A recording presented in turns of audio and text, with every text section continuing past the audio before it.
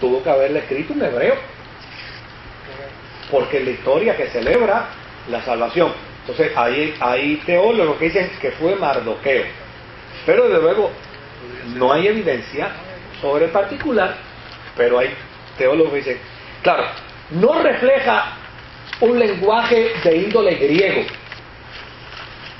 por lo tanto hay que pensar que si no refleja un lenguaje helenista, que es el lenguaje que viene posteriormente al otro imperio que invade a los judíos, que es el imperio griego, pues entonces hay que pensar que esta es una historia que se acerca más que al mundo de la experiencia persa.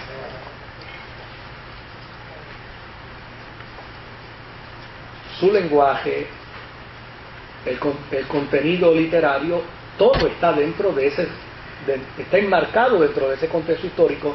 Por lo tanto, esta es una historia que para el teólogo es fácil ubicarla en términos de fecha, que hay algunos que dicen que fue escrita en más o menos cerca del 500 y hay otros que dicen que fue escrita más o menos en el 400 antes de Cristo. No hay ningún problema, por ahí tuvo que haber estado escrita, ¿no? Los teólogos, algunos se distancian por algunos años unos de otros, pero circundan, ¿no?, en términos cronológicos, con bastante similitud. Ahora, esta es una historia que habla muy bien del monarca persa, porque lo que se dice de él con Basti es parte de una tradición. O sea, esto era una tradición de la monarquía. Para eso los reyes tenían muchas concubinas y muchas esposas, ¿verdad? Entonces, aquí no se trae la historia, pero no se pretende juzgar a Suero por estas cosas, sino pues se trae como el dato histórico para engranar todo el evento. Pero dentro de la historia de Esther, al rey Asuero se le trata con mucha deferencia. De hecho, Esther lo respeta tremendamente. Es un ejemplo de su vecino espectacular. Sí, ella lo respeta. Él hizo ¿cómo se le dicen a esto? A las mujeres que tuvo. Cuando A su harén. A su harén. La tuvo después que destronó a Basti. Sí. Ahí porque y ahí es que donde sale Esther. Exactamente, eso es correcto. Ahora,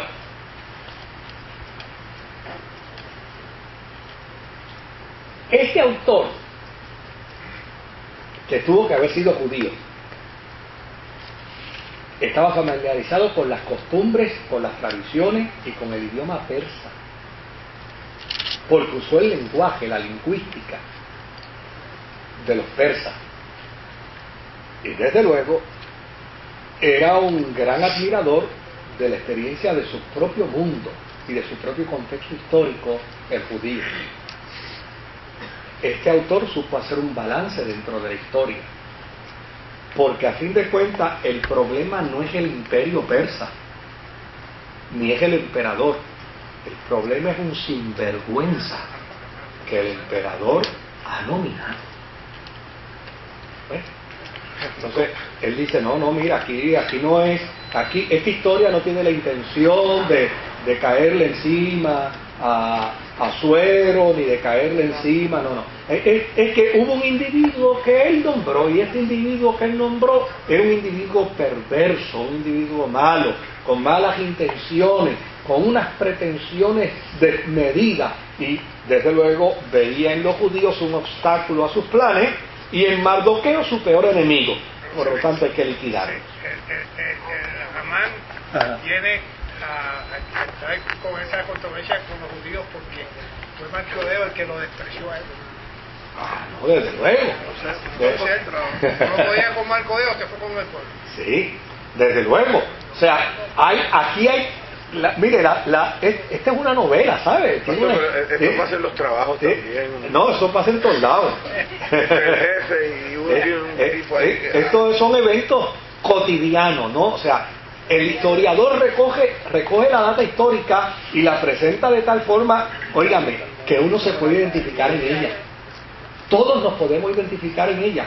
Y de hecho, cuando vayamos a trabajar con la pertinencia, acuérdense que para nosotros es importante, en este estudio, es importante, número uno, conocer quién escribió el documento, por qué lo escribió, cuándo lo escribió, qué circunstancias hubo cuando lo escribió, ¿verdad? Para nosotros aquí esto es importante. En el estudio de los viernes no. En el estudio de los viernes lo que interesamos es aplicar la escritura a nuestra experiencia de vida. Pero no nos podemos ir sin una aplicación en este estudio a la experiencia de vida. Y el libro de Esther tiene una relevancia extraordinaria, pero extraordinaria.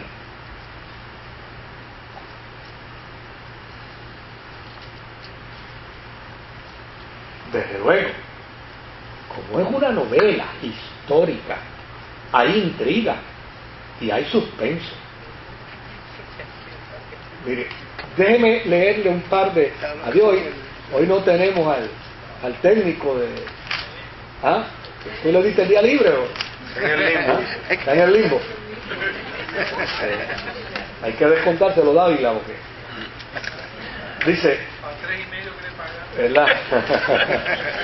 A lo que se le paga, lo mismo es dejárselo.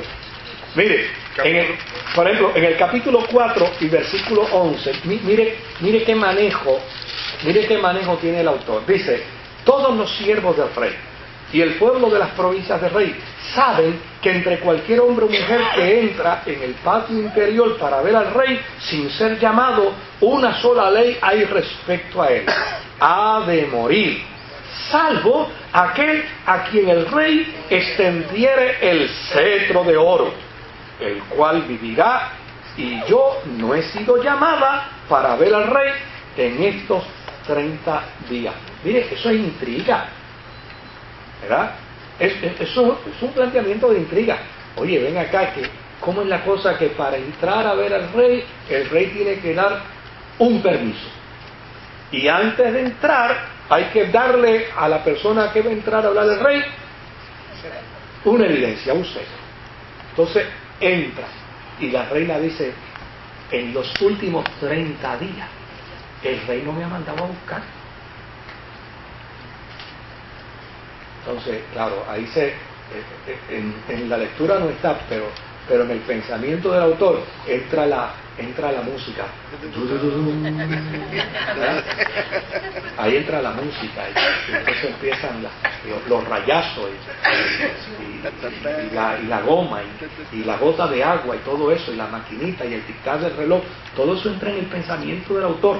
Aquí hay intriga. En el versículo 2 del capítulo 5 dice, y cuando vio a la reina Esther, que estaba en el patio, ella obtuvo gracia ante sus ojos, y el rey extendió a Esther el cetro de oro que tenía en la mano. Entonces vino Esther y tocó la punta del cetro.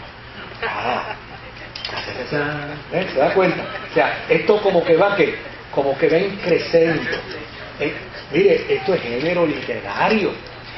Esto es género literario. Desde luego, ¿quién? Pues hacer un cuento no lo hace cualquiera. Bueno, que lo hace cualquiera, ¿verdad? Un cuentista es cualquiera. Debía haber dicho, un cuentista es cualquiera. Escribir un cuento no lo escribe cualquiera. Ahora está mejor dirigido, ¿verdad? Pero fíjese qué interesante. Fíjese qué interesante.